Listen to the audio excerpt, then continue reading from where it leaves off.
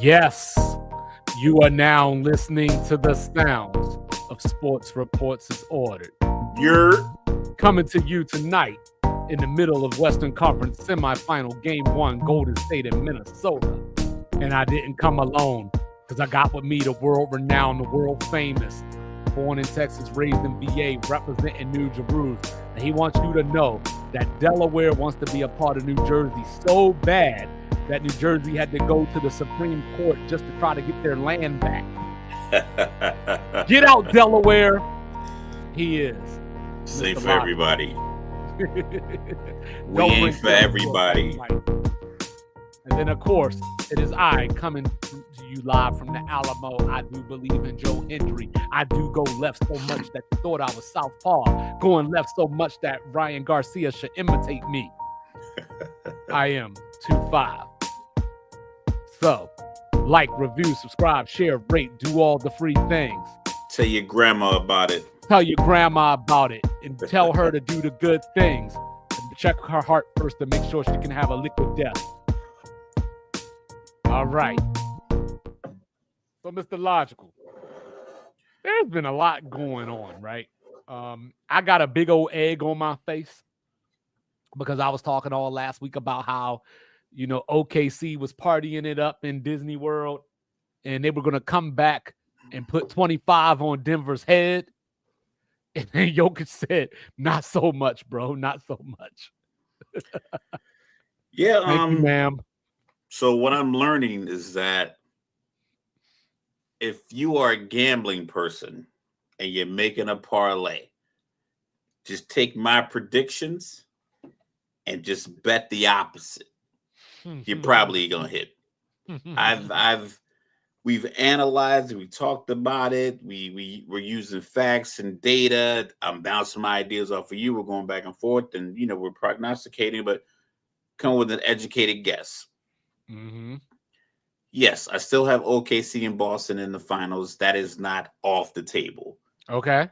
But I've been, as I've gotten older, I do like kind of pick on the youth a lot. Like the young guys in my office, I talk to my kids all the time about like, I'm like, I'll say something. I'm like, oh, you don't know what I'm talking about. Like I made a movie reference a few weeks ago when I went to a Yankee game on the train while we were walking. I made like a movie reference, and I realized that the people I was walking with were 26, 28, and 28. I'm like, you don't know what I'm talking about because I was referencing something from like 25 years ago.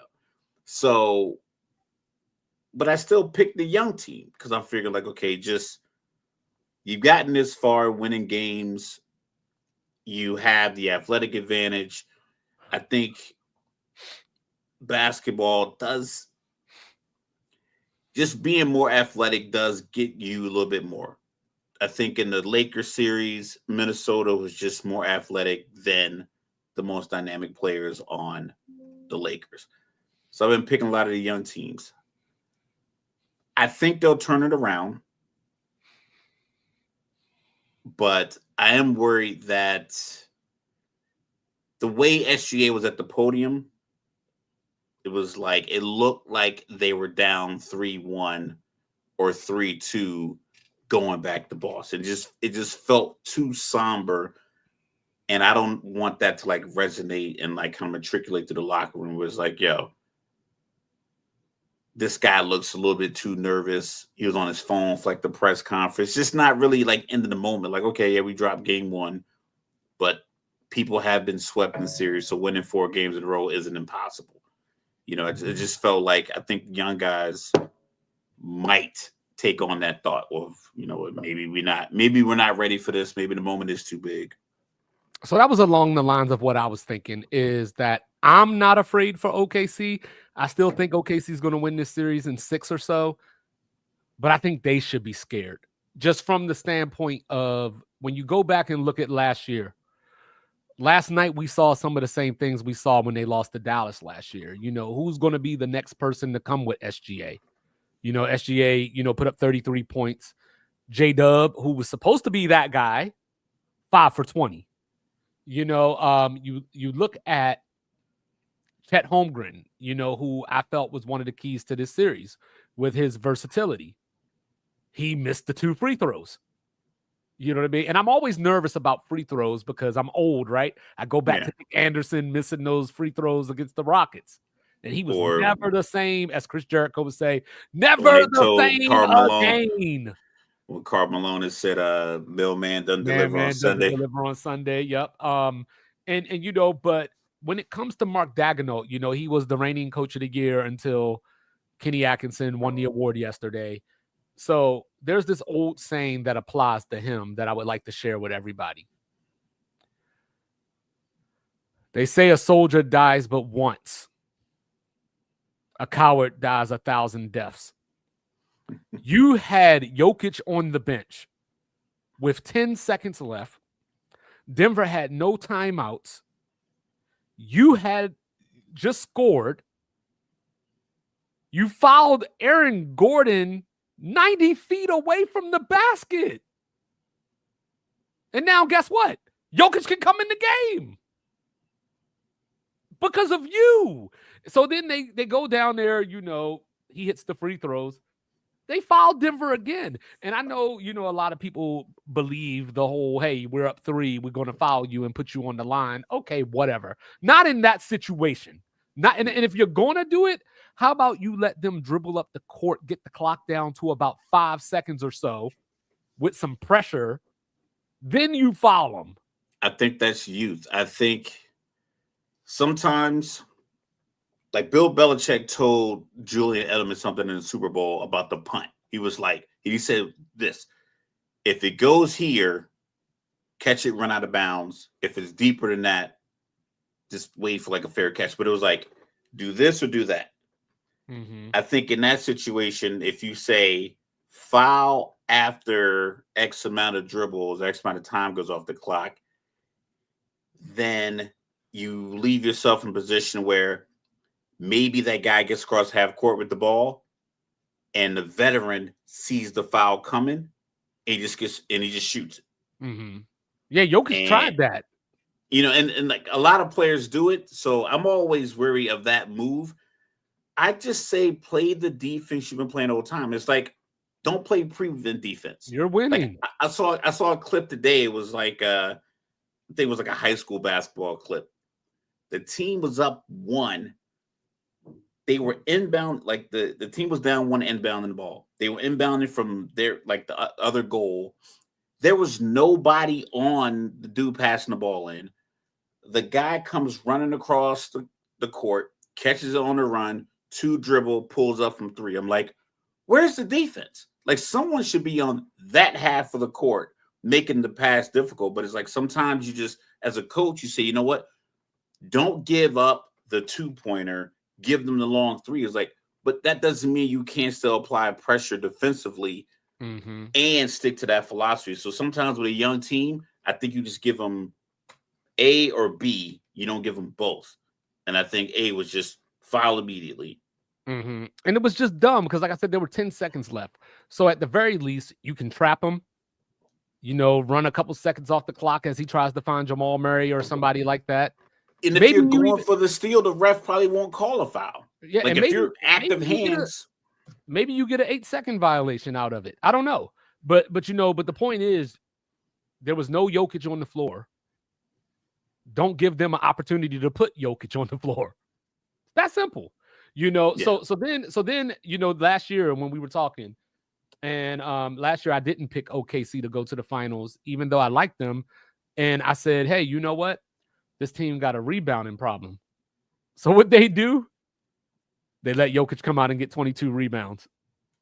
42 points and 22 rebounds, 6 assists. So you want Jokic to score, I guess, but you don't want him to grab the 22 rebounds. Yeah, he can't be ridiculously double digits in the category outside of points. I'll give you 48, 6, and 4 every day. If I'm playing Denver, I'll let Jokic go 48 points, keep him out the paint. Just like playing LeBron. Wall him off, let him shoot. Same thing what they would do with Giannis. But when Giannis goes 37 and 20, theoretically you should win. But he plays in Milwaukee and they don't really have like a second fiddle for now. But and yeah, Jamal Murray you let a didn't guy even go play 40 well. plus and 20 plus. Yeah, that means his impact on the game is that's either creating second chance Yeah. points, that's eliminating your opportunity for second chance points, and he can lead the break. So many Yeah. things happen when he's able to get the ball off the rim. It's like you gotta give him something, but give up the other stuff. You can't give him everything. Right. So like I said, I'm on the no excuses train, so I'm not going to make any excuses for OKC. They had a 9-point lead with about 4.5 minutes left. I thought it was kind of over at that point, but you could see that Denver was just persistent. So I thought that Denver was just going to run out of time. They'll make a run. They're just going to run out of time. And they would have if the coach didn't call give what he him called. time. Yeah. And so I think that OKC, in my mind, OKC will bounce back because they're obviously the better team. I mean, coming in here tonight, we were supposed to be talking about Alex Caruso went off. That's what we were supposed to be talking about. You know what I mean? Until Jokic came through. You've been soft ever since they crushed the buildings. Yeah. And so I think that Denver needs too many nights like that from Jokic to win this series. Westbrook, played out of his mind again. Like, I think that Denver is in a position that OKC is so deep that they need these kind of nights where everything just kind of bounces in their favor. So like I said, I can't give excuses because OKC only turned the ball over 9 times. Yeah. They turned Denver over 18 times and got 23 points off of those turnovers. So I can't sit up here and say, oh, they were jet lagged or they were tired or, they were just, they had intensity early in the game. I think, without making an excuse, I think that they just kind of got on cruise control at some point and thought they had it. They just thought they had it because Jokic had 5 fouls, and which is another problem. If the dude got 5 fouls, you got to go into his chest every time you touch the ball. Yeah, and I think sometimes we talked about coaches and their strategies.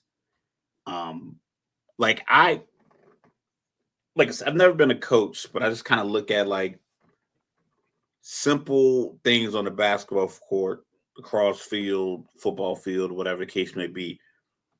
If you are aware of the disadvantage that a player is in for whatever reason, you have to take advantage of it. Like, people are knocking Houston for hitting Steph in the thumb. Well, that was his disadvantage. And Dylan Brooks said, he's like, listen, with Steph. Yeah, he was like, if my ankle hurt, I would attack that ankle. If my guy if he can't go left or right, I'm attacking either one of those directions. If he can't be out here, get him out of here. So if I got a guy that has 2 fouls in the first half, especially like the first quarter, I know he can't defend me at the rim. And I also know that refs will call any kind of body contact. They'll give him a couple because he's a superstar. Right. But eventually he's going to get sick of you driving into his chest trying to create layups, and he's going to do this. Mm-hmm. He's not going to go with the one hand to give it away, but he's going to do this. He's going to make the body contact. He's going to get his 3rd foul. He's yelling with the refs. He's walking up the floor. Hartenstein and Holmgren only played 29 and 28 minutes. How about this? Draymond got a guy here getting 2 rebounds. Draymond 6 of 7 with 16 points. Yeah, he'll go in the locker room and cool off, and then there'll be a stuff show in the second half. But yeah, so you got to take advantage of those opportunities, especially when the guy's on the floor, or to get a guy off the floor. Listen, I say all the time, if this guy can't guard the pick and roll, then just keep calling pick and roll. Right. Or if this guy can't guard SGA without fouling him, just like, I understand your offense is to get the ball to Lou Dort, get it to Williams, move it around, get a good shot. But if the guy defending either has 2 fouls early in the first half, or he can't seem to make his mind up on what to do defensively, you keep attacking it. There's nothing wrong with you, because if you could get fast break layups all game long, you wouldn't dribble it out to shoot the 3. Right. You would take the fact, like, if you're just literally getting behind the defense every possession, or like just an astronomical amount, you would take every layup you can get. So if you have a guy that's going to give up, he has to give up ground because of foul trouble, or he has to just give up ground because he can't defend the guy, you take that every single time. Somebody fall on their head again, because every time in the locker room with a hamstring. You know what I'm saying? He in the locker room with a hamstring. But so to Musiano out there, I think that's how you say it. Musiano out there. Just in case you didn't get my message this morning, I ain't worried about the Celtics. I'm not worried about the Celtics. So like let me break it down for you. Like Tatum and Brown, 14 of 43. 45 missed threes as a team. But that's not even the part that got me crazy. The part that has me crazy is Boston took 63s in this game, but 97 total shots. In the third quarter, they took 20 shots. 19 of them were threes in the third quarter.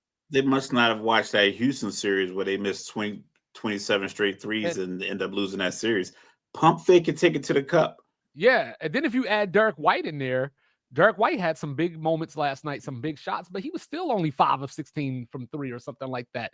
So when you put it all together, you get 15 of 60 from 3. And the New York Knickerbockers, I said Nick Kerr, they won that game by 3 points in overtime with all that stuff that I just said. This ain't no reason to beat your chest. I mean, look, be happy because you beat Boston for the first time all year. You know what I'm saying? Get the monkey off your back. So maybe with that monkey off your back now, maybe you feel a little loose going into game 2. You know what I mean?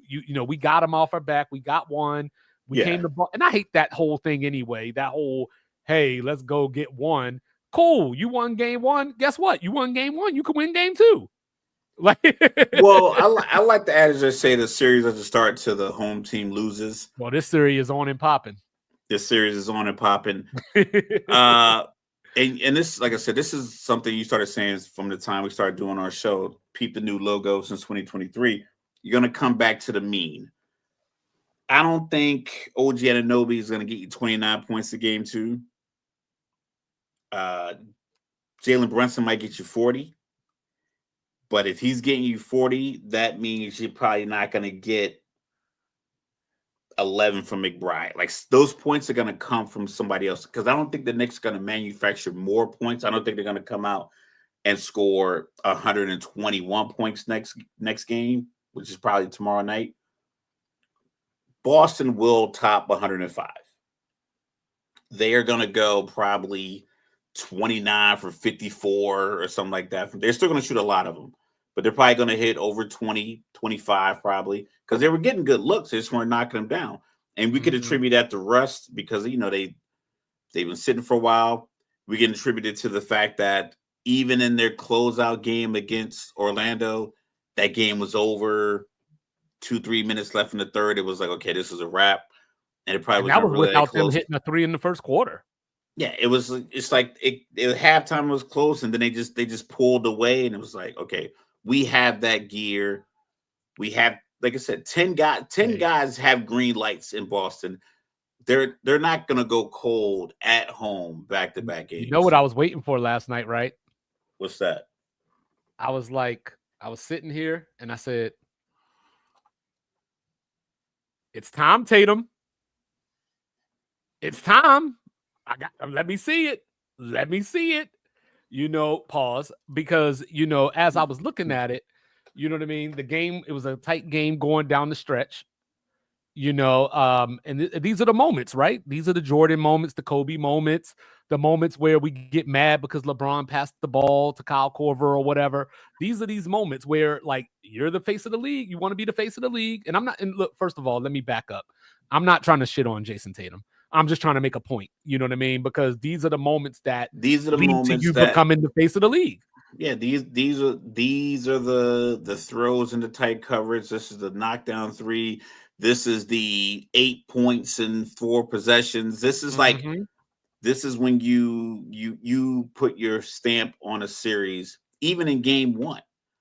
You can still do that. And I get it. They have like a very balanced attack in Boston, and a lot of guys can do it. But what I want to see from Tatum and Jaylen Brown is like, listen, these other guys can still shoot the 3 as much as they want. In between that, Mazzulla's got to be like, listen, you two are a matchup nightmare for any team in the NBA, because let's keep it realistic. Can we really run down multiple teams with 6'8" wing defenders that can stay with Brown and Tatum at night, like game in and game out, like the entirety of the game? I don't think that many teams have it. I know there's guys that play great defense. Paul George is probably 6'9", but I don't think he has the youth to stay with him. The Thompson twins are great defenders, but they're young, but they're not bigger. You know what I mean? So it's like you have that advantage, the way you handle the ball, your ability to shoot, your jump shot. Just you two, I want you guys attacking the rim, make the defense collapse more often. That way, Hauser, Pritchard, Horford, Porzingis, they just get wide open looks. Well, wait, Porzingis, right? Didn't play in the second half last night. They said he got some kind of illness. And I'm here to say... Yeah, 0 points in 13 minutes. So it's like... And I'm here to say it don't matter. You know what I'm saying? Because I can't trust Cat enough to take over the game the way you would think that he should take over the game without a Porzingis, right? And you know, and even taking it a step further than that, Josh Hart might be the best center on the Knicks. And he's like 6'4". Yeah, and that's why it's like, just attack. You can attack the rim without even like compromising your offensive strategy. That's the part that like I emphasize when I watch the games. Is like, okay, I get it. The three looks good, but a pump fake, dribble drive, kick out, swing, pump fake, dribble drive, layup, that can happen off that action. The Knicks keep a lot of guys who can run a lot on the court because that's what Tibbs likes. So normally those guys aren't very big. I don't think Tibbs could run a squad with like a guy like Şengün and Steven Adams in the lineup, because it's like, right, I need you to play a different style of energy with a different level of energy that those guys can't do. So if you're Tatum and Brown, it's like, listen, I'm gonna keep going to this rack, and I'm gonna make Cat have to help on the defensive side, and he's gonna pick up a dumb foul, probably early, put him in the pick and roll early, make him defend. He'll get a dumb touch foul early, send you to the line, get you 2 free throws, and then he'll get another silly one going for a steal after a rebound, just because, you know, I think he hears the chatter that people feel like, you know, they call him kitty cat and shit like that. Like, you know, stuff you say. I'm pretty sure he hears it all the time. So every once in a while, you can see him make that unnecessary extra. I love effort. That video of him trying to get out of the way of the dunk, you know. The stuff like that he could never live down. Those still pictures, you know, like I said, I think because he's a Wildcat, you kind of give him a little bit more heat because you just have, like, you know, higher expectations for him. Yep. I think he was a great addition to the Knicks. And it's just that you can tell where it's going to be limited. You can tell, like, okay, there's a ceiling on your impact. And I said I wasn't going to say nothing negative about Julius Randle, you know what I'm saying? But all I'm going to say is he looked like Julius Randle. That's all I'm going to say. Yeah. So Mikal Bridges, you know, with the big steal last night, you know, to end the game. I think the Knicks are getting buried tomorrow. I'm not saying they're going to lose by 30 or anything like that, but it's not going to be close. I think, like, whatever I thought OKC was going to do to Denver, I think we're going to see that happen to the Knicks tomorrow. Yeah, I think Boston can flip the switch because I believe their coach will deliberately look for it and flip it for them. Like, even going back to what you said earlier, he won't say anything. I don't think he's saying anything like normal in their practices. Even going back to conversations. Even going back to what you said earlier when you were talking about SGA at the podium. You know, when Mazzulla was at the podium, he was like, "Nah, I like that." Like, you know what I'm saying? Like we went 15 for. I like that. I like that. We got 60 of them. You know what I'm saying? So, like, Boston's ready to go. I'll put it like that. And Jaylen Brown said the same thing. He's like, we got a lot of good looks. I just love the level of maturity he has. Jaylen Brown should definitely run for president. I mean, I think he's better than any option we've had. Since I don't know, man. Like Stephen A. Smith coming up in 2028, man. Yo, I seen him try to I seen him box, You can't have a meeting with Putin when you throw punches Can like you that. imagine watching a presidential debate and he's talking to like JD Vance or something? And he's like, I can't believe you have the unmitigated gall. But Now, but hey, Canada is big time. but hey, and I need Jasmine Crockett on my team because she can bowl. You know what I'm saying? But of I'll course, run for president before that happens. we got the Warriors on right now with a 13-point lead at halftime, 44-31. Held Minnesota to 31 points at the half. Steph Curry out for the rest of the game. But, before we get to that, look, Charles Barkley said something that I wanted to say the other day. He beat me to it. I got to give him the credit for it. So Amin Thompson, Şengün, Jalen Green, y'all just lock yourselves in the gym and do nothing but shoot this summer. Like, that's all you do. Don't play no defense. Don't dribble. Just shoot the ball. Like, look, I was watching this, right? And I don't want to be hyperbolic. I don't want to be biased for Kentucky. Okay. But I was like, yo, they could sure use Reed Shepherd right now. Like, just a dude that can shoot. I don't know if he's going to hit the shots because he ain't been in the moment, but they just need somebody that can shoot. So Jalen Green he's small though, right? He is. Yeah, he is. He's like 6. They say he's 6'1", but he looks a little 5'11", so 0.5-ish. So Jalen Green had the 38-point game. And then he had one other, like decent game. And the rest of the series, he was nowhere to be found. So hopefully he hasn't shot his way out of Houston. All series long, I've been talking about where's Jabari Smith. He played 12 minutes in game 7. 12 minutes. But ironically, we talked about this before last year and even to this year. And I thought they had it figured out because we were saying the same things. Like, listen, you have young talent. Then you have some old heads, but you have the old heads playing, kind of taking some of the minutes from your young players, but you drafted these young players and you're playing them enough to where you're getting a sample size of what they can do. But because you have these old heads that got to get in the game, you can't let them. Can't let them get 27. So if he's on the roster next year, let's just say he's on the roster next year. When we get to the playoffs, he's still not really going to have playoff experience. Because he's behind the guys that he's behind. And we talked about it before. Houston, and I think a lot of teams, Minnesota did it. I think LA did it after they won the championship. Milwaukee did it.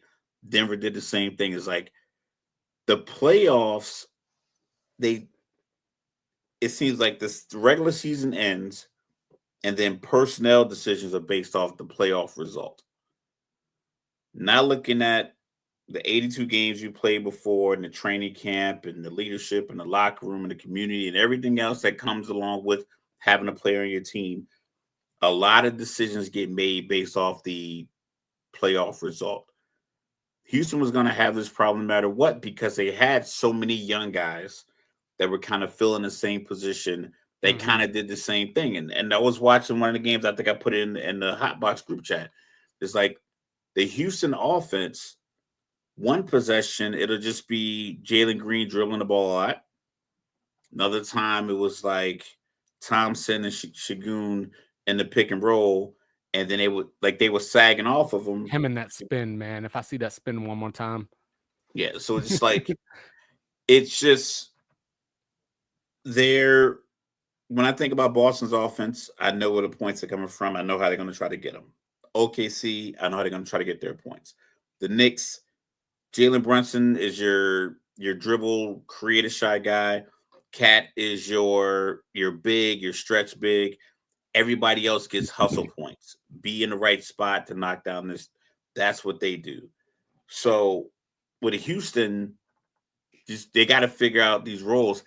And honestly, you like Reed Shepherd. If your philosophy is I need, appreciate the new logo. Shout out to Andre, solution of excuses for the logo. Right now he's out, out celebrating his life like everybody else. But yeah, shout out to Andre, solution of excuses. That's Morgano. So when you're Houston, if your coach wants 6'5" and up, then just get him 6'5" and up. Reed Shepard is a luxury, but if he feels like he doesn't fit in the scheme defensively, then you're gonna have to move him. Like, you're gonna have to Well, I was make gonna say, personal I'm decisions convinced based that they off. got Reed Shepard to get a KD or to get a Giannis or to get a big fish, basically. That's They why should they have just drafted traded. him. They should have just traded. They should have just traded a number. They should have just traded that pick last season instead of Well, it's making. funny They because should just traded the pick. Amin Thompson was, I mean, I guess Fred VanVleet played well as well, but Amin Thompson was really the only guy that brought it all game 7. And then, I mean, wake up, Buddy Hield, like a dream night for him. 33 points, 9 for 11 from 3. We ain't saying that tonight. Draymond's hitting all the threes tonight. But so when I was looking at the Warriors, it was one of those things where experience, I guess, just gets you to a certain place, and that's the advantage like Denver would have over OKC, because OKC's the better team. But Denver's been there. They've won a title, So I guess like Golden State's been there, done that, and Houston has to meet the moment, whereas Golden State is already kind of settled in the moment. Yeah, And those think players are on the floor and they can make adjustments. They can make coach level adjustments on the floor on the fly. But I still think Minnesota wins this series. I mean, especially if we got to see what's going on with Steph. He's got the hamstring issue, but even with healthy Steph, I thought Minnesota was going to win this series, and Ant was going to add another scalp to his board in the room. So we'll see. Say hopefully Steph can make it back by the end of the series. You never know with hamstrings. Ask Chris Paul. But then I've never been fast enough to pull one, so thankfully. But then Mr. Logical, just hear it. I don't want to take no joy in injuries. But I warned y'all about the Pacers. I warned y'all the Pacers were coming. They're playing with a little bit of swag. And they're playing with a level of confidence that is enough to carry you further than you need to, than people expect you to go. You know what they're playing like? They're playing like a team that made the Eastern Conference Finals last year that everybody's acting like didn't make the Eastern Conference Finals last year. It felt a little fluky last year. No, it didn't. Well, all the injuries to the Knicks, and then like some of the end of the game calls, but the Knicks had a very odd playoff run last year as well. Like they, like that learning how to win. But injuries, like not having your guys, you got it. Not having all your horses, you got to get everything right. Let the record show. Though, when I called Pacers over the Cavs, everybody was healthy. It was around the All-Star game. So let's put that in perspective, first of all. So I believed in the Pacers from day one. Now, to tonight, right? You know why Cleveland, part of the reason Cleveland lost that game, and this might be the stupidest thing I've ever said in the history of Sports Reports is ordered. Let's hear it. Donovan Mitchell. He had 48 points. He needed 50. Yeah, no, it's not even that. He had 48 points, but with the game on the line, he turned into what I like to call D-whistle, where you're going to the basket with the intention of drawing the foul and not making the shot. You know what I mean? So the offense just didn't flow. Like Max Strus showed up tonight. I think he had 23 points. Jared Allen chipped in 22 on a lot of open dunks and all that kind of stuff. But when the game got tight, Donovan Mitchell was getting a lot of bailouts. Like when I play basketball in the streets, I tell these dudes, just because you fell does not mean you got fouled.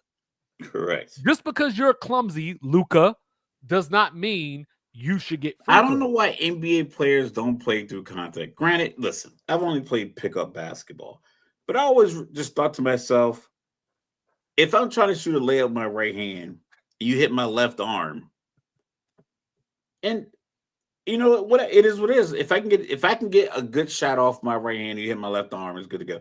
If you whack me across my right arm and I can't get the ball to the backboard, then I'll call a foul. So these NBA players, the way they trying to bait fouls, I'm like, if you just went at the defender, he would hit you somewhere. because First they're possession of the expecting. second half. First possession of the second half. No Steph Curry. Minnesota gives up a corner 3. It's gonna happen. Anthony Edwards 1.0 for 9 right now. Maybe that Lakers in 5 really got to him, but I think they'll balance out. Like sometimes, man, it's like it's not excuses, and I hate when people say, "Oh, you make excuses." Some things are realistic. Deion Sanders used to be really, really fast. If you got him to run a 40 right now, he probably wouldn't do so well because he has had surgery to his foot that has, altered his foot. That's not an excuse. That's just a fact. So if you Right. don't have your horses in the type of sport where you need the best of the best you have available, it's going to impact you. Donovan Mitchell Mhm. had an all-time night tonight. 48 points in the playoff game. It doesn't just happen all the time. I think we kind of get used to these big numbers because people tend to follow certain players, and Lucas put up big numbers, and LeBron's put up big numbers, Jokic put up Mhm. big numbers yesterday. So it's like you think it happens all the time to everybody. It's like 48 points is hard to come by in the NBA. Right. It's And he just went 15 or 30, so it wasn't like he was just he wasn't yeah. just going crazy. 50% for a jump shooter. He put a guy on a poster. It's at And that home. dunk. Yeah, he's playing within the moment as much as you can, but sometimes the team it takes a little luck. Like Jay said, if you play with skill, good luck will happen. And Mhm. Tyrese getting that rebound and being patient, looking up at the clock, working his dribble. It looked frantic, but he was patient. He was setting up his dribble, step back, 3, up 1.1 left on the clock. It's just I don't want to like to use the word team of destiny, but I think they feel like that dude over there with our team uniform on is going to make a play, so I got to make a play over here. I But think it's a real cohesion with the unit, and I mhm. feel like it's a lot like us against the world because no one's picking the Pacers. You're probably the only person You outside of ready? Indiana. You ready for this? Let's hear it. So, going back to the closeout game against the Lakers, the Timberwolves are 7 for their last 63 from 3-point range. That's a They're slight 0 for contrast from 16. game 1. They're 0 for 16 right now in this game. And they went 7 for 47 in that game 5 against the Lakers. And they're one of the better 3-point shooting teams in the league all year. Wait, hold on. They went 7 for 47 in game 5 and won that game against and the won. Lakers. And they're 0 for 16 right now. I think that Anthony Edwards I is think 0. these guys. I think they had a meeting in the Lakers building. It's like, listen, let's go ahead and let this go. I don't want anybody missing next season. We're gonna I don't wrap know. this up, and I don't know. I feel some point shaving going on right now. they were but like, real, "Yeah, we're done." but But but yeah, yeah. So the so Pacers, yeah. I'm gonna give you your flowers. You called it. Like I I said, mean, it ain't I over didn't yet, think right? Like what I'm saying, because Kobe said the job ain't done yet. It ain't over yeah, yet. I didn't think Cleveland was gonna represent the East in the East Conference Finals because I felt like they were like the B version of Boston. Not like an I just think Boston is such an elite Hmm. team and a grouping And you I know felt what? like Cleveland was mimic them, but just everyone's like a little bit smaller. And you know what? Every Guess who ain't key scared of player. Boston? Well, Indiana. Indiana. Just keep that in mind. That's all I'm saying. Just keep that in mind. But you know who is scared? James Harden is a scaredy cat. Like I don't know what this guy what goes through his mind. So, we've talked about the failures, right? Like, the 2 for 10 with no Kawhi on the floor at Let's go home. shortcomings. Yeah, his shortcomings. So His last year, shortcomings. or like, hold on, what was this? This might have been 3 years ago now. I got to get my math right. I think it was 3 years ago. He had 2 40-point games in the same series when they That's the played Boston. 76ers. The Yeah, when they played. 76ers year, right? Yeah. Yep. And Jason Tatum ended up going off for 51 in game 50. 7, and James Harden was nowhere to be found. Um, I don't understand this guy. You know what I mean? Like, look, James Harden First of all, we can eliminate this Dwayne Wade discussion. That was never really a discussion in the first place. We can just get rid of that. Yeah. Look, Mr. Logical and I was talking the other day, and we were saying to ourselves, OKC could have been a dynasty that people still talk about today. Absolutely. Sam Presti didn't want to pay James Harden. Much to my disgrin, the Wizards didn't want to pay James Harden either. They had him, he wanted 5 years, 80 million. Wizards said no. But then he ended up in Houston. So now we're at this point where James Harden is sitting on the couch. Kevin Durant didn't get invited to the party. Russ is the last man standing for this season, if you will. So we were trying to figure out, and we want to know your answers.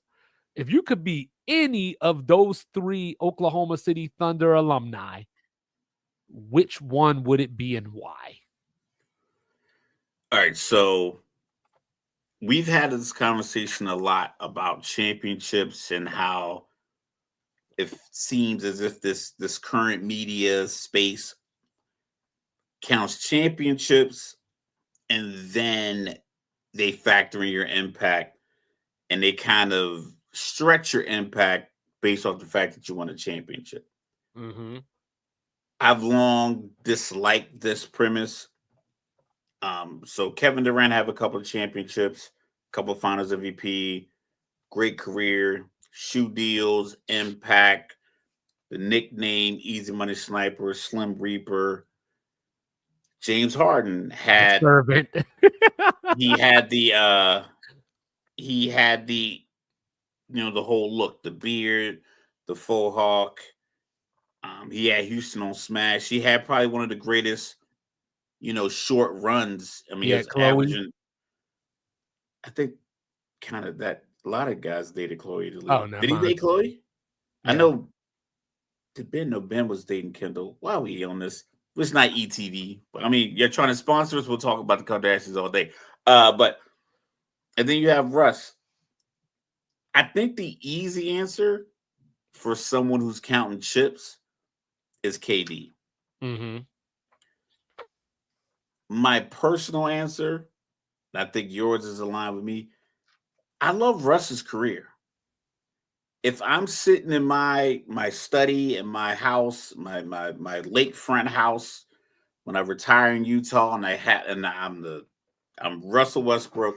I'm sitting in my rocket chair. I'm talking to my grandkids, and they're looking at my trophies and my jerseys that I had signed, and the basketballs I had signed, and all this memorabilia in my man cave study, and they're like, Grandpa, tell us about your career. I think Russ has the most compelling story. I think even without the championships, I just felt like his play on the court never cheated you. Mm-hmm. Even to this day, he embraced every role. He embraced the villain role on the court. His interaction with fans, like, listen, like LL said, I'm a good guy. I'm not a nice guy. I do good things. A nice guy lets you push him over. I'm a good guy. I do good things for the people I care about. But I'll whoop your ass if I need to. I think Russ embodies that. And it's not fake. It's not fake tough guy stuff. So I think Russ, I mean, we could talk about the triple doubles. People thought it was like, oh, they tried to poo-poo the triple double. He's won 72% of his games when he had a triple double. Mm-hmm. Jokic is at 74%, but of all those games, people thought, oh, he's just stat padding. They won 72% of those games. Minnesota hit a 3. Oh, so I was they're down 17 though. So I thought long and hard about this. Kevin Durant, James Harden, Russell Westbrook. All MVPs, all considered top something at their position. Kevin Durant, when you think about it in an all-time ranking type setting, he's probably considered the highest of the 3. Yeah. More so because he's the unicorn. We haven't seen many players like him to embody that whole skill set. I think they're like he's like 15 to 20 in most people's list Yeah, all yeah, time, something like somewhere in that. that range. Yeah. Yeah, James Harden. Kevin Durant has the most points of the three. James Harden probably had some of the most mind-numbing playoff conclusions in his career of any player that has been called great. Yeah. He's good enough to get you to the dance, but the card declines. Russ. It's just strange how it plays out for him. Yeah, Russ ended up being my answer because even though Durant has the championships, and who knows, 20 years from now, Russ might be sitting around in his rocking chair saying like, damn, I should have went somewhere and got me a ring. That's the one thing See, that I'm missing. that's the thing. That's what I mean. I don't get that from Russ. That's because I don't get it from his demeanor. I've never heard him demand his way out of anywhere. Like I never heard a report that said Russ wants to go play with this person. Like we heard it even with Dame. Dame wanted to go to Miami and kind of get some of that Miami Heat culture because that was a championship and him culture. and Bam were friends. Yeah, so I never got that from Russ, and I don't know if that's the thing that really. Well, I don't think know if that's the fuel. The reason that I picked Russ is because Russ talks to my inner knucklehead.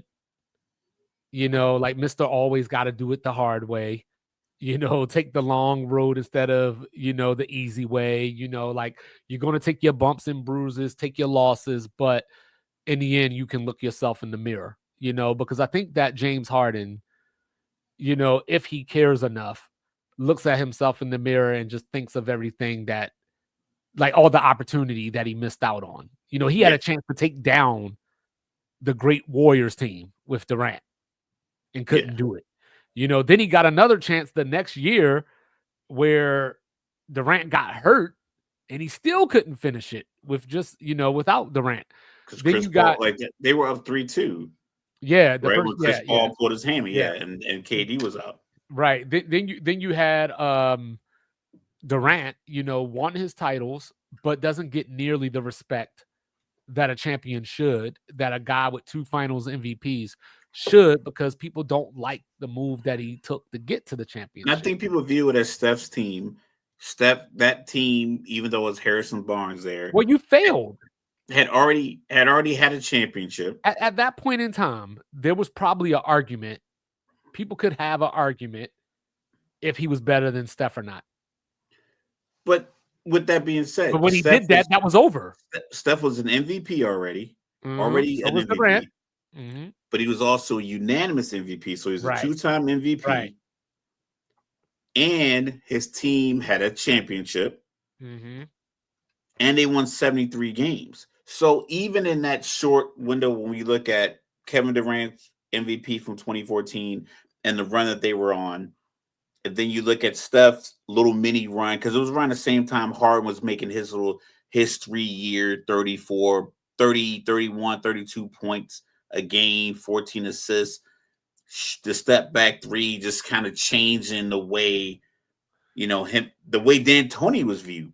I think he was doing his thing to make the way. So when KD and OKC blew the 3-1 lead, like I said, shit happens. But then to go to Golden State on the heels of Steph MVP, championship, unanimous MVP, and 73 wins, that's why he couldn't overcome that. Right. If he would have gone to Golden State after they had a down year, like say they would have gone something like 57 and 35. And then he went back there and got them back up to 68, 69 wins. And I'm like, oh, look what Kevin Durant did. But we never got to see the Golden State decline. They just got rid of Harrison Barnes and replaced him with Kevin Durant. Right. Any team that could do that, like it could change. You get a guy who plays the same way and you get a better version of that guy. Like if Houston were to be able to get rid of Jalen Green and bring in Ant like this summer. Right. It's like you're trading Well, like apples for Granny Smith apples, which are the I best also apples. think about it like this too. So they've all played with great teammates. Harden played with Chris Paul, Dwight Howard. KD got to play with the Warriors. He got to play with Kyrie Irving, Devin Booker. And I'm like, I look at Russ, and organically, without any fuckery, what I'm saying? He got to play with LeBron James. He got to play with Paul George and Carmelo Anthony at the same time. Correct. He's playing with Jokic right now. You know what I mean? Like, so obviously, and then he played with James Harden and KD, and then James Harden again. Right. So shed no tears for Russ. Like, he's had the gamut of great teammates too, but I think the reason that Russ resonates with me is because at the end of the day, you can look back and say, you know what? I might not have did everything I wanted to do. It might not have worked out in the form of a championship, but I did my career my way. I did it based on my principles as a man. Like I didn't run and tuck tail, because it would have been easy for Russ to demand a trade out of OKC.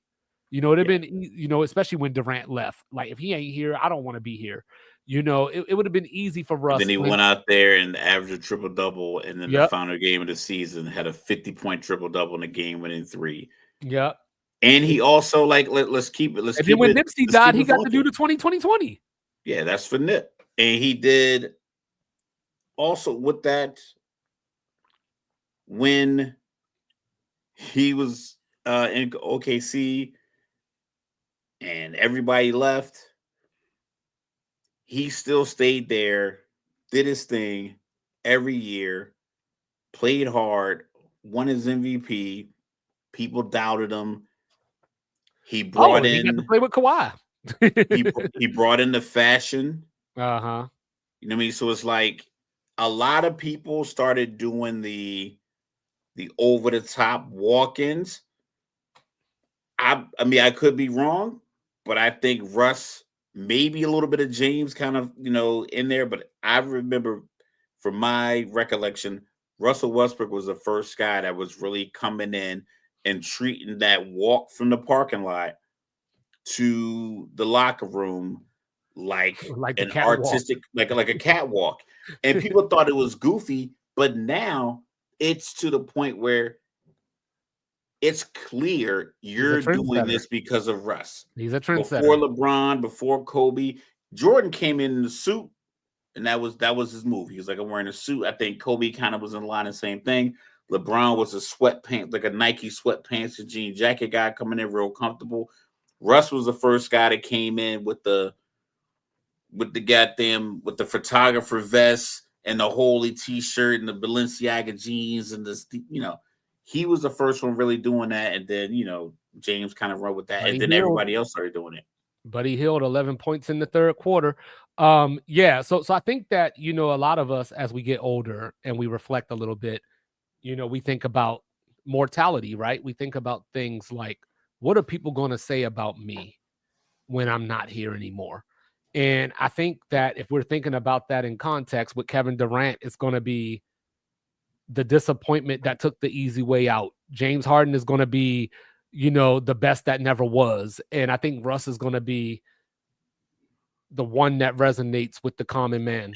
And I think Russ is going to be viewed that way because I think KD and James Harden, for as much as they are in the public eye, I'm not sure we get their full personality on display.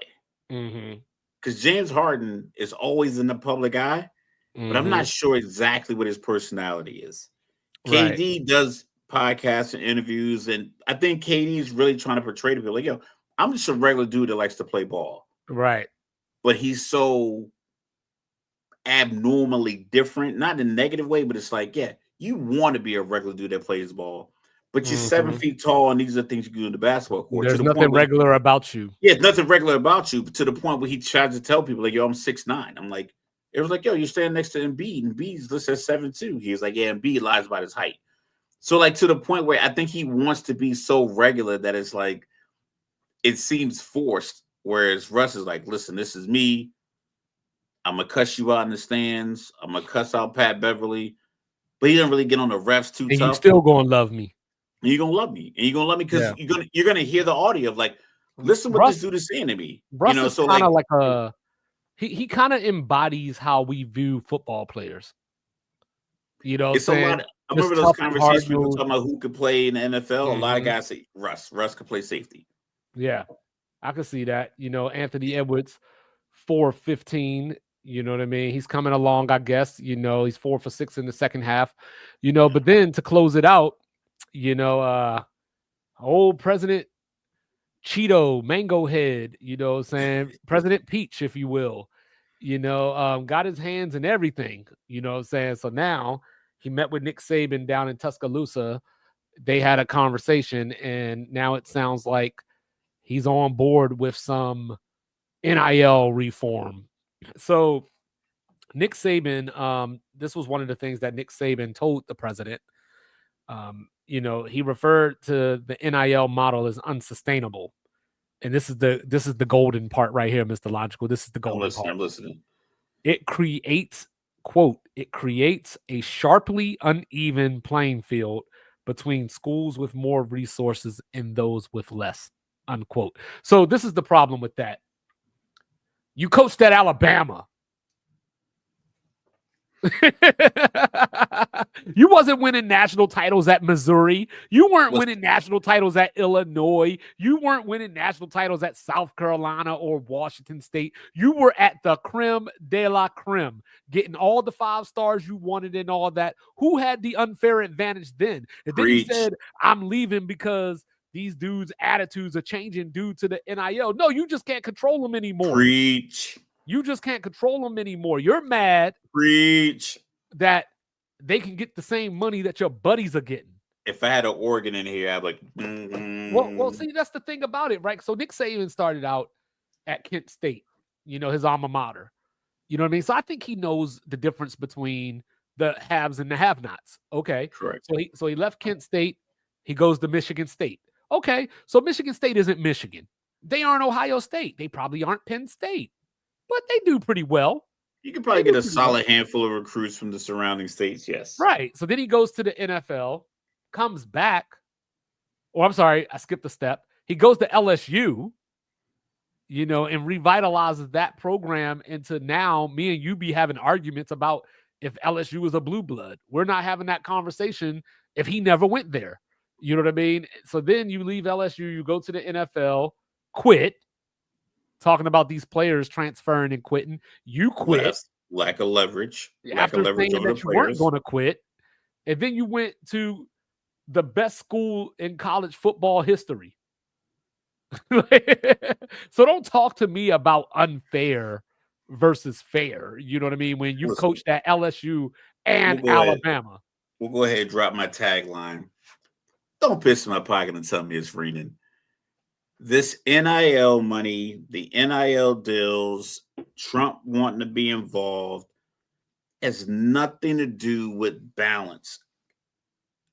And we are living in a day and age where we are drawing relationship lines on political boundaries, but we're not cultivating our relationships based off critical thinking. I want people to hear this out. Donald Trump is a narcissist. He exhibits narcissist personality disorder traits. 100%. We can't deny it. You guys can support him all you want. I'm cool with it, whatever. Just know, like, this person's behavior, you would not want to work for a person who behaved this way. He wants to be involved in everything. He wants his hands in everything so he can say, look what I did. I fixed college football. Now, to the money. Nick Saban was recorded as Alabama coach begging boosters to give him more money because Texas A&M had more money and took recruits that he could have gotten, but Jimbo paid more money. Snitched and everything. So he's well aware of the fact that the NIL does benefit schools who has access to more money because he literally asked people for the money. So he was not as if he wasn't a fan of NIL. He just didn't want to be behind anybody in regards to the NIL, and he was behind Jimbo. Then they got the money, and he probably just got sick of having conversations with guys he knew were going to be third and fourth string corners, or third or fourth string running backs, or fifth string wide receivers, or special teams guys about money. I can understand that. But it was never about an unfair balance, because it's never fair. It's not fair. Your access to funding isn't fair. It's not a collectively bargained amount of money that each university has. Harvard told Trump no, and he said, I'm going to deny this $2.2 billion, federal funding that we're going to send to you. They're like, all right, bet. We got $55 billion in our endowment. We can dig into our little savings account and keep ourselves afloat. You don't have the leverage. If you don't give $2 million to a community college, yeah, it might cause them some harm. In college football, the NIL is not the problem. It's the fact that they don't have complete and total control over the players. And they never and that's all they want. They never set up boundaries and guidelines in the first place. I mean, NIL is only 4 years old. And, there was never a thought put into it of, this is the positives, this is the negatives, this is how we should regulate it. Because the NCAA, you've heard me talk about them ad nauseum. They have no power. How much money I get off my face. Right. You can't regulate how much money. Well, no, it's not even about that. Brings in. It's not even about that. It's more about, because that's what it is. When we're talking about name, that image, and likeness, because that was the problem. You can't cap me on how much I can earn. Kim Kardashian, we bring another Kardashian, shout out to E! Network. Kim Kardashian, she probably has a deal with, let's say, Maybelline, for whatever reason, some makeup brand, to where she posts a picture of her using their product and they give her $1 million. Mm-hmm. You and I, when we get sponsored and we're drinking Liquid Death, they probably not going to give us $1 million. Our reach doesn't mean $1 million. There's no reason for her to be capped on how much Maybelline can give her because of her name, image, and likeness. So it should be no reason that Arch Manning should have a cap on what he gets, because he has a name. It shouldn't be a cap on that. It should be, how do you legally get access to the players and get them on campus? Those should be the only rules they have to follow. When it comes to the money, money is me as an individual negotiating with people who are willing to provide me funds to be associated with my brand, and me associated with theirs. So stay there for a second. So couldn't someone argue, then why are you trying to get money from the school? The problem is, they know they need to use the money to entice the player. And they need to connect the player with people who are going to bring them money. So if I have a booster who is an oil tycoon, and I'm, in Texas or whatever the case may be, and he wants Texas Tech football out in Lubbock to be successful, he or she's going to have to fork up a promissory note or some kind of financial commitment that says, hey, I'm going to put these guys on my billboard for my oil company. Come see Texas Tech football every Saturday at Lubbock, Red Raiders, yada, yada, yada, yada, yada. The money is going to have to be negotiated. But you can't put a cap on what they want to give me for my impact. Mm-hmm. So Representative Michael Baumgartner, he's from Washington State. He's proposed HR 2663, which is called the Restore College Sports Act. And what he wants to do is replace the NCAA altogether with a commissioner appointed by the President of the United States. Why does the President of the United States have anything to do with college athletics? It's just because they need to pander to this dude because he's a fucking narcissist. Excuse my language. He has nothing to do with college football, but the government's going to get involved. They are all spineless. They're all terrified of this dude taking his support away to the point where, like, you're not involved in this. Get your people off of drugs in your state. Get the people off of fentanyl in your state. Get the people books so they can read. 20% of America can't read. He worried about the people playing tackle football in Tuscaloosa. You got people outside of Alabama's campus that read on a 6th grade level, and they're operating heavy machinery. Like, you need to worry about education in America. You need to worry about health. You need to worry about how much some 19-year-old kid is going to get because he's handsome and his personality is dope. And Monster Energy wants to give him a monster truck and let him drive it around campus and give him $1 million. You need to worry about what Livy Dunn was getting in LSU to do backflips. That is not your business. It's nothing to do with you. Like, stop trying to use your frenzied connections and act like you care about the people. The people of America don't care about college football players getting paid. They care about themselves getting paid. Teachers' average salary in across America is like $50,000. You can't live off $50,000. Don't worry about it. This kid who could throw the ball 30, 40, 50, 60 yards, how much he's getting paid. How about the teacher has 30 kids in her class and she's getting paid $38,000 in Oklahoma? How about you worry about that? Stop worrying about the fucking NCAA. You're trying to replace it. Stop kissing his ass. Worry about your own constituents and let the NCAA handle their problems. You're just upset that these fucking kids are having some power of you that you can't just yell at them and cuss them out. Because I'm walking this bitch with everyone's talking about Nico. I'm leaving. Yeah, he left with $5 million. People thought he made a mistake. I'm leaving my job. I don't give a shit if I'm leaving with $5 million. Kiss my ass, bitch. I'm out. So it's like I'm just sick. I'm just sick of the nonsense. Rich, biatch. You don't care. People do not care about the money. Trump had dudes in his office that made $1 billion when he changed it, lifted tariffs, and he bragged about it. But yet a dude who can go out there and has Instagram following on and does backflips for Michigan fucking gymnastics can't make $1 million. Cut it out. They don't care. They just want control. And the more and more people walk around thinking that dudes in suits in Washington, D.C. care about your well-being, you're a goddamn fool. They do not care about your well-being. So if your kid's going to be a college athlete, groom them to understand how to manicure their social media, how to keep their personality clean, how to make themselves money, because you're going to need it. Do it the Jason Tatum way. $700 rent apartments with you and a roommate, and you got 2 bedrooms, and you can kick it and learn and play video games and live life. That's not happening.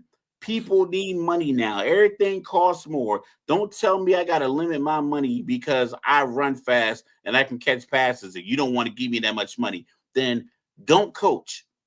Go to ESPN and get you $17 million a year to talk about football. Let me get my 1.7 from Tennessee if they want to give it to me, or if Washington wants to give it to me, or if Texas Tech wants to give it to me, or if Tulane wants to give it to me. Stay out of my damn business. You're going to get your taxes on it because I'm not a billionaire yet. So you're going to get your little 28, 30, 40, 35%, depends on what state you live in. Stay out of my business. Keep your grubby motherfucking paws out of people's pockets.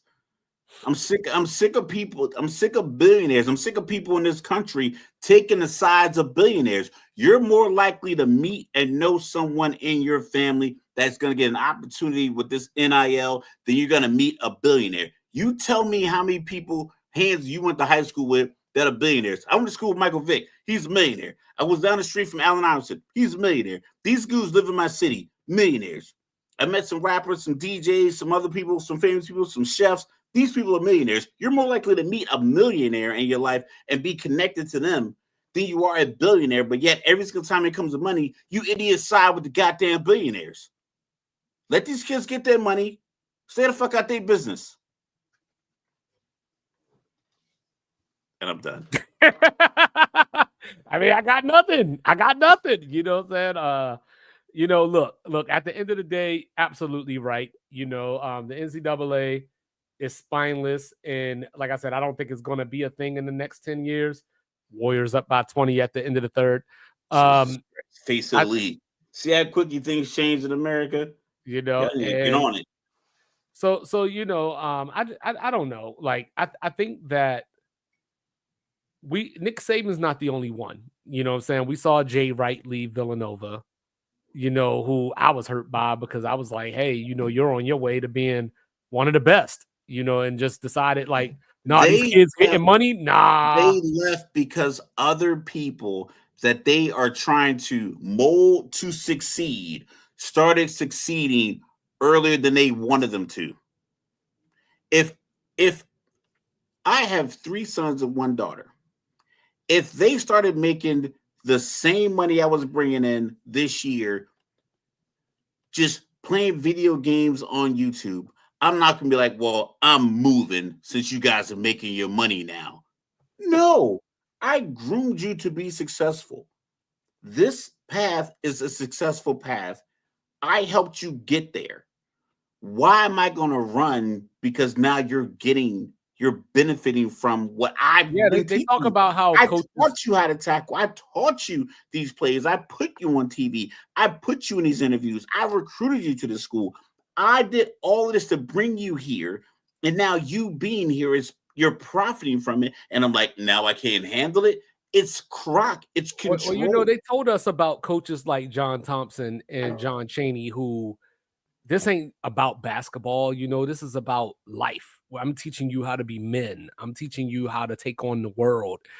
Hey, Nick Saban, if you're so concerned, how about you teach these guys financial literacy or get them connected with people that specialize in that?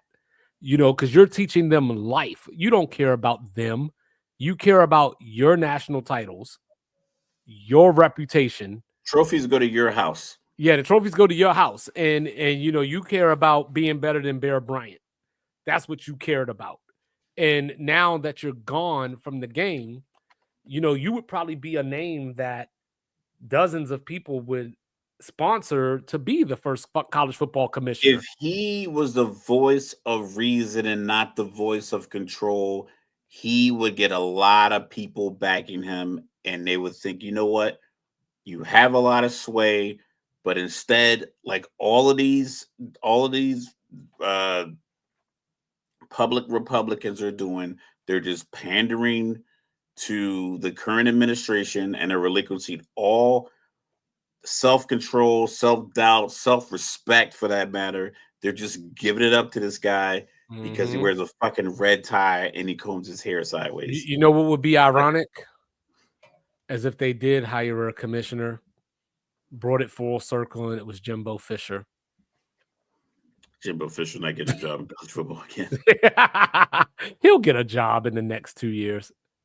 Not if I'm still getting paid by Texas A&M, which once again, they're not complaining about these coaches are still getting paid and they're doing inadequate jobs. Or yeah, well, we were just talking about it ourselves, right? Like the reason that Mike Norvell didn't get fired from Florida State this past season is because his buyout is $63 million. Exactly.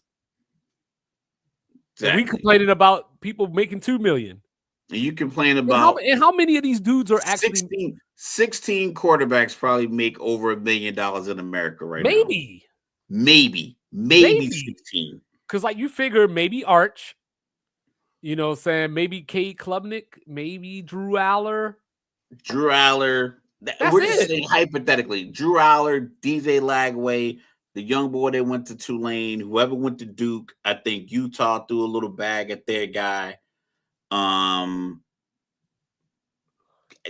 I haven't heard that Carson many Beck people. Is making Carson $4 Beck million. making $4 million.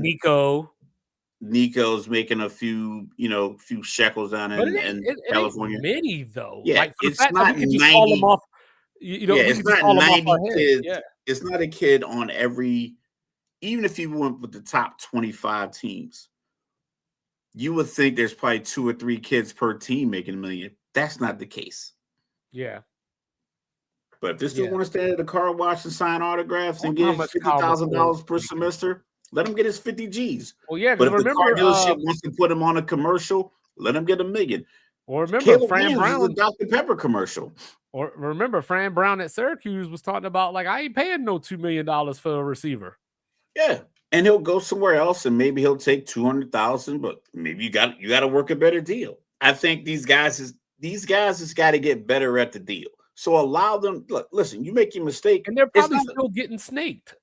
And listen, they've cut scholarships. They've gotten rid of players. They made players transfer for not performing well, being injured.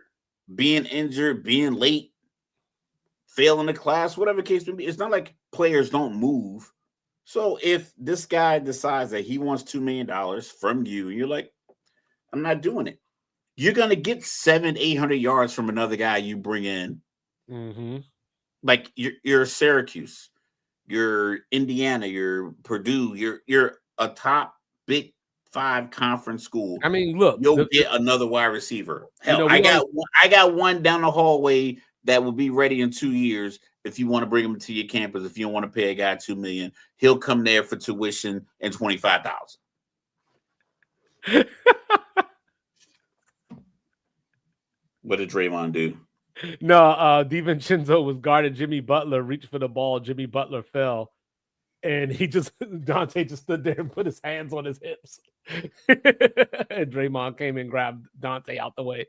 But no, but even with that being said, you know what I mean? Like,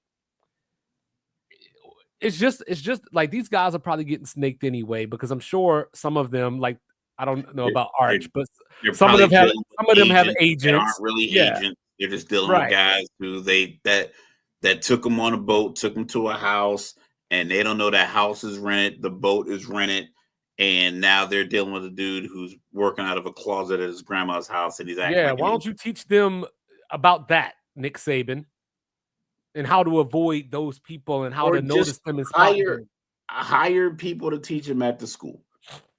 It's that simple. Get the economics department to come to the football facility once or twice a week, the basketball facility a couple times a week, or just have them make mandatory monthly check-in appointments while they're in school. Like, hey, you got to check in with this guy for 2 hours, or this, the economics professor, she's going to help you out with investments, whatever the case may be, the finance team.